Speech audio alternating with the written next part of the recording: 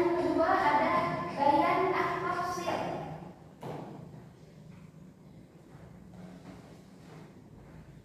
Yang ketiga ada bayan at-tasyrih.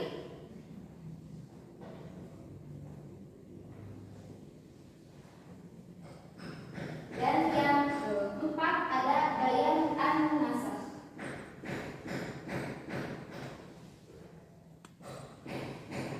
Kita mulai dari bayan at-taqrir. Bayan at-taqrir artinya fungsi hadis sebagai penegas dan penguat dari isi dalam Al-Quran. Nah, jadi Al-Quran dalam fungsi bayan at-taqrir gunanya yaitu untuk menguatkan kembali dan menegaskan kembali hukum yang telah ada di dalam Al-Quran. Contohnya mengenai perintah wudu, ya. Ayatnya Bismillahirrahmanirrahim. Ya ayyuhalladzina amanu idza qumtum ila sholati faghsilu wujuhakum wa aydiyakum ilal marafiqi wamsahu bi ru'usikum wa arjulakum ilal ka'bayn. Ayat ini menjelaskan bahwasannya sebelum kita melaksanakan sholat kita harus melaksanakan wudu terlebih dahulu.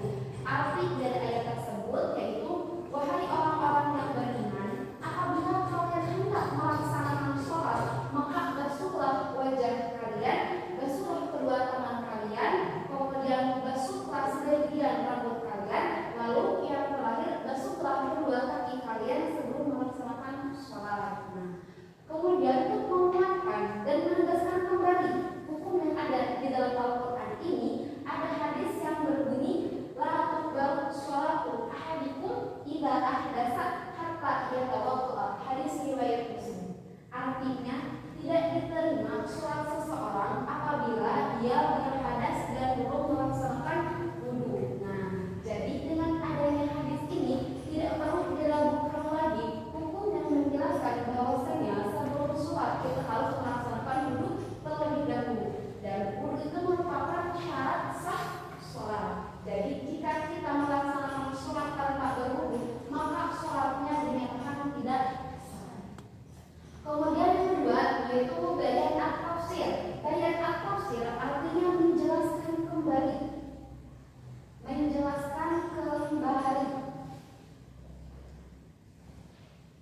Nah, jadi dalam Al-Quran itu banyak sekali ayat-ayat yang masih ijmali. Ijmali itu maksudnya global atau umum, masih bersifat am, bukan khas.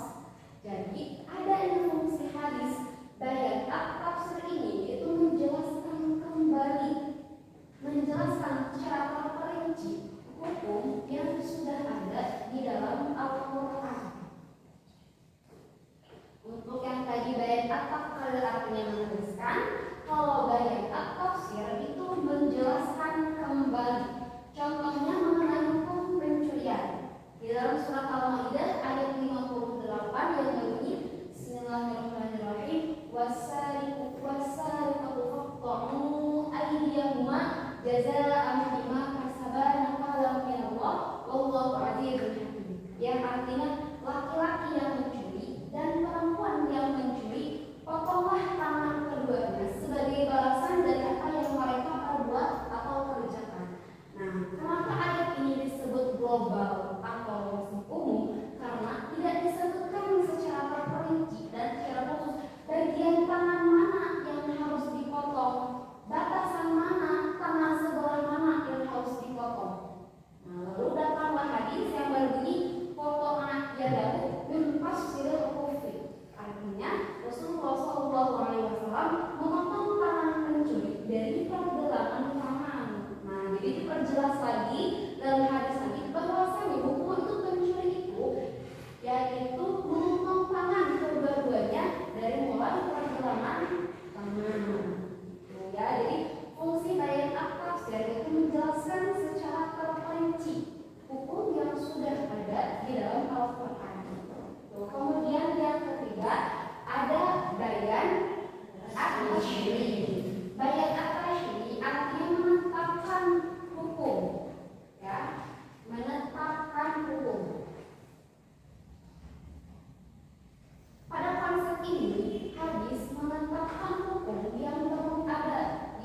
Al-Quran, perintahnya sudah ada, tapi hukum pelaksanaannya dan praktik pelaksanaannya belum disebutkan dan belum ada.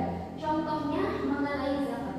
Allah sering dalam surat Al-Baqarah banyak aqimus sholat wa atuz zakat. Di sini Allah memerintahkan umatnya untuk melaksanakan sholat dan juga menunaikan zakat.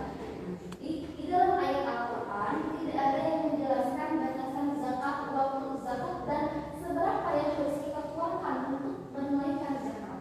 Lalu datanglah hadis yang berbunyi Rasulullah SAW zakat al-fitri so'an min ta'am. Artinya Rasulullah SAW mewajibkan zakat fitrah sebesar 1 sak dari makanan pokok. Nah, jadi hadis ini menjelaskan dan menetapkan hukum bahwasanya zakat fitrah itu diwajibkan dan dikeluarkannya yaitu sebanyak 1 sak dari makanan pokok.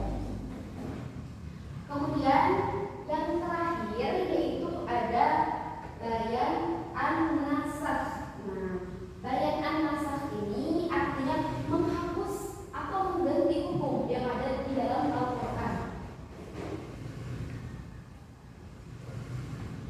Untuk fungsi yang keempat, yang terakhir, cukup banyak yang memberikan pendapat. Menurut ulama kontemporer, bayan an-nasakh ini tidak termasuk ke dalam fungsi hadis terhadap Al-Quran. Tetapi menurut ulama terdahulu bahwasanya bayan an-nasakh itu termasuk ke dalam fungsi hadis terhadap Al-Quran. Contohnya yaitu tentang wasiat ya. Bismillahirrahmanirrahim. Kutiba alaikumul wasiyatu fil walidaini wal aqrabin. Jadi awalnya ahli waris itu berhak mendapatkan wasiat. Nah, namun kemudian Nabi bersabda yang berbunyi la wasiyatu li waris. Tidak ada wasiat bagi ahli waris. Jadi yang asalnya ayat Al-Quran pewaris itu boleh diberikan wasiat, kemudian menurut hadis Nabi bahwasanya ahli waris itu tidak perlu melakukan wasiat karena sudah ada bagian-bagiannya. Ya. Mungkin untuk materi fungsi hadis terhadap Al-Quran itu ada 4 ya. Untuk itu ibu akan cross check mengenai 4 tersebut. Coba kalian lihat ke papan tulis.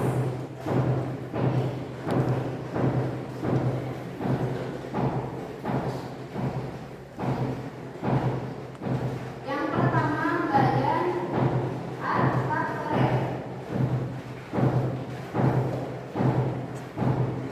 Yang kedua bayan